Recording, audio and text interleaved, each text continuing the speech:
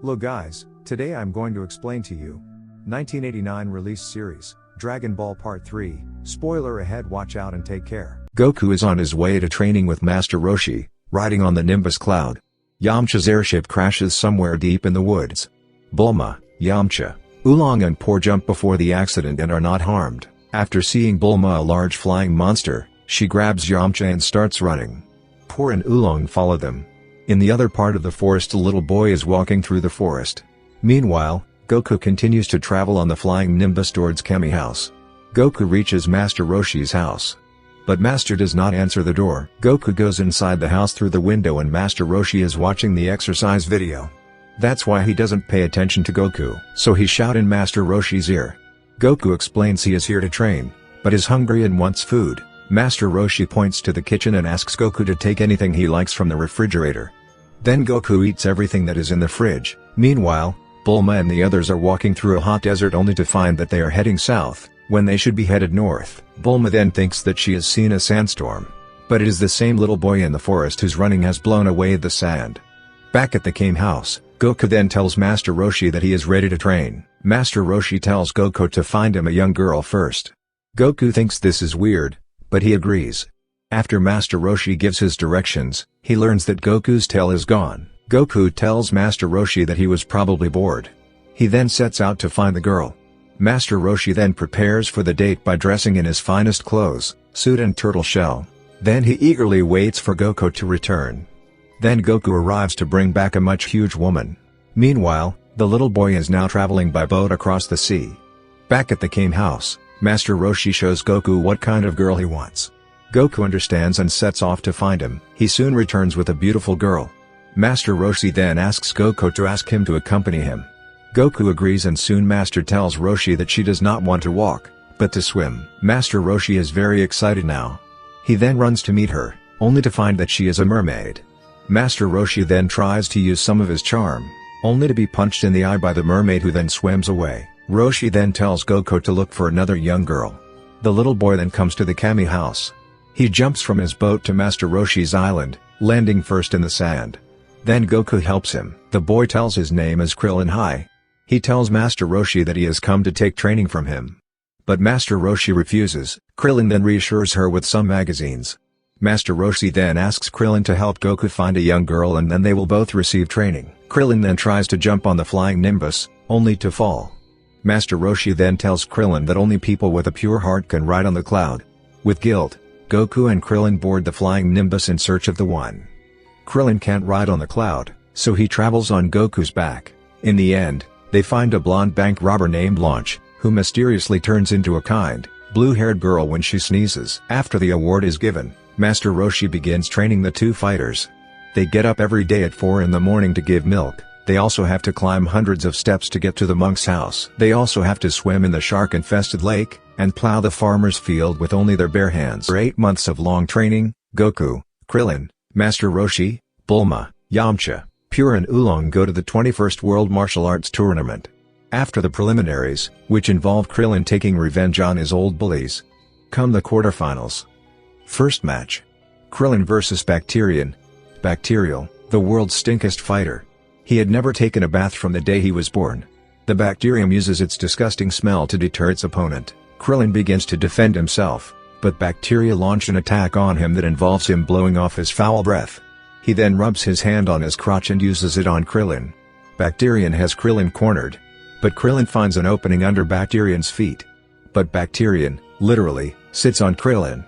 Bacterian begins to jump up and smash Krillin. A bacterial load is being applied to Krillin. The bacteria exert a strong, powerful and extremely foul-smelling footstep throughout Krillin's body, leaving him paralyzed. The smell is so powerful that the world tournament announcers and everyone around the ring have to stop covering their noses and put on gas masks, and Krillin completely lets the bacterium go. Breathing a sigh of relief, the bacterium sits on the Krillin in full force. The bacterium then proceeds to rub its large butt on the much smaller Krillin. It seems as though Krillin has been defeated. But when Goku helps Krillin realize he has no nose, he easily defeats Bacterian by giving him a whiff of his own medicine by releasing flatulence in his face. Krillin then goes on to the semifinals. Match second start with Yamcha vs Jackie Chun. Yamcha, eager to win, launches a powerful offense against Jackie Chun. He is immediately surprised by Jackie Chun's incredible speed.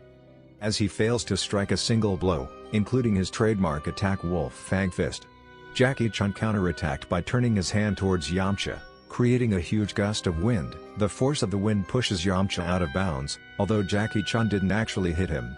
Yamcha is surprised when he is easily defeated by the old man. He then suspects Jackie Chun to be Master Roshi in disguise. The mysterious Jackie Chun went to the semifinals.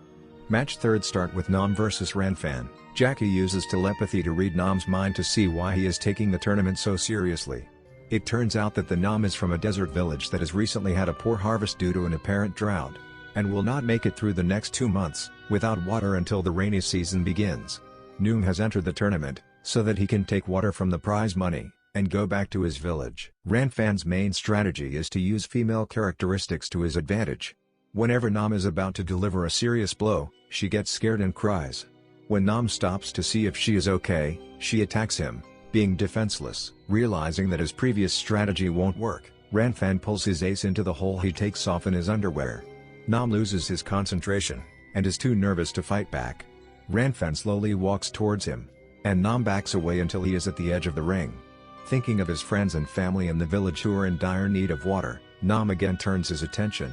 Ranfan launched the attack, but, with his eyes closed, Nam dodged and counterattacked, knocking Ranfan out of the ring. Match 4 fight start with Goku vs Hiran. Goku attempts to get Hiran out of the ring, although being able to fly, Hiran is able to return to the ring. Hiran uses his merry-go-round gum to tie up Goku and then punches him, and tries to end the fight by throwing him out of bounds. Goku is able to use his flying Nimbus to escape from a ring, for which the referee rules in his favor for committing the first offense, but warns him to be disqualified if he does so again, will be given. Goku is then rescued by the appearance of his regrown tail, which was cut off at the end of the Dragon Ball Part 2, which clasps onto Jiron's arm at the time of impact. Goku manages to break free of the gum thanks to his newfound strength, then tests it on one of the walls of the arena, completely destroying it. Seeing this terrible feat, Hiran raises the white flag, and victory goes to Goku. First semi-final match and fifth match start with Krillin vs Jackie Chun. He launches attacks that Jackie Chun says he actually had to try to avoid. Jackie Chun then went on the offensive, hitting Krillin so fast that the little fighter never even saw him. Krillin watches the next time more carefully, and is able to counterattack.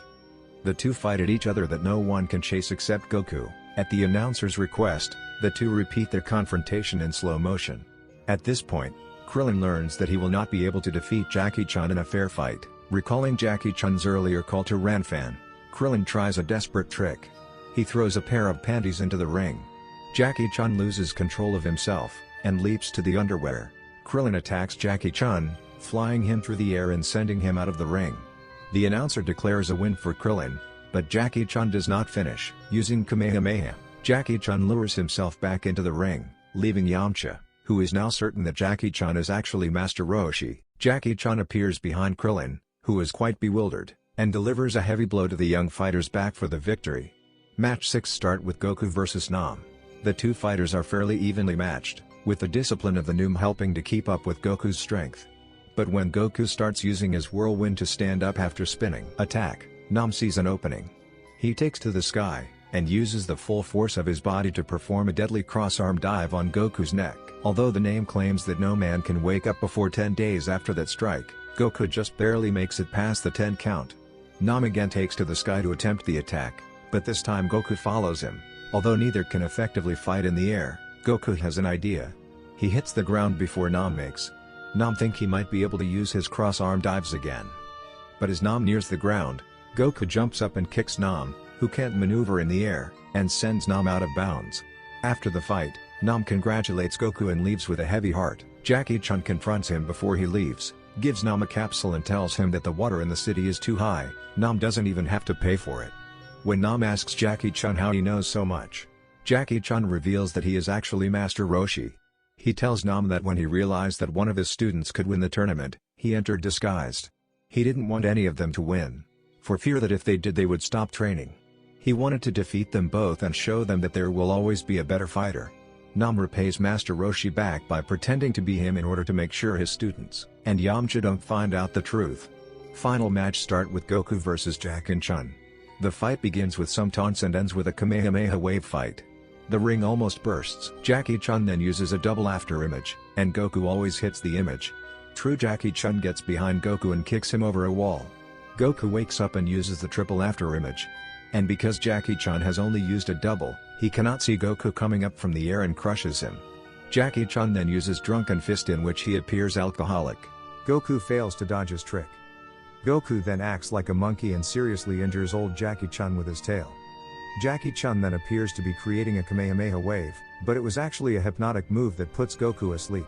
Goku soon wakes up and uses his grandfather's trick: rock, paper, scissors. However, he was using rock when he shouted paper, and was able to hurt Jackie Chun in his eye. Jackie Chun then becomes quite paranoid and uses his deadly lightning strike, which strikes Goku. It seemed that only Goku's grandfather, Grandpa Gohan, survived the attack. When Goku was about to give up, he sees the full moon and turns into a great apes. Everyone is shocked and runs away, except for Goku's friends and the World Tournament announcer.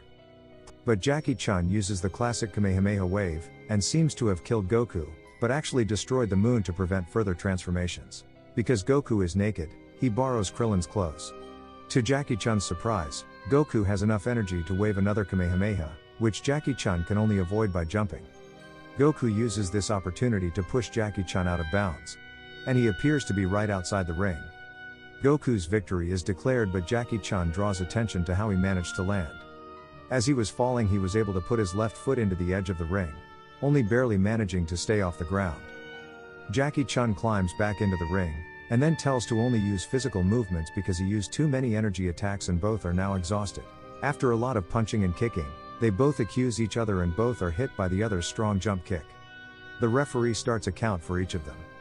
When no one is up until the end of the count, he is the first to announce to stand up and say, "I am the world champion. Will be the winner." At first, Goku stands up, but collapses before he can finish the sentence.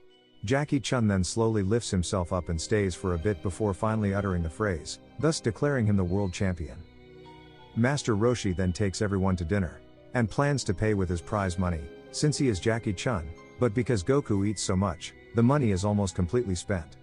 If you watch entire video, then make sure to like it and also subscribe the channel. It's only 1 second for you, but that's a lot for me.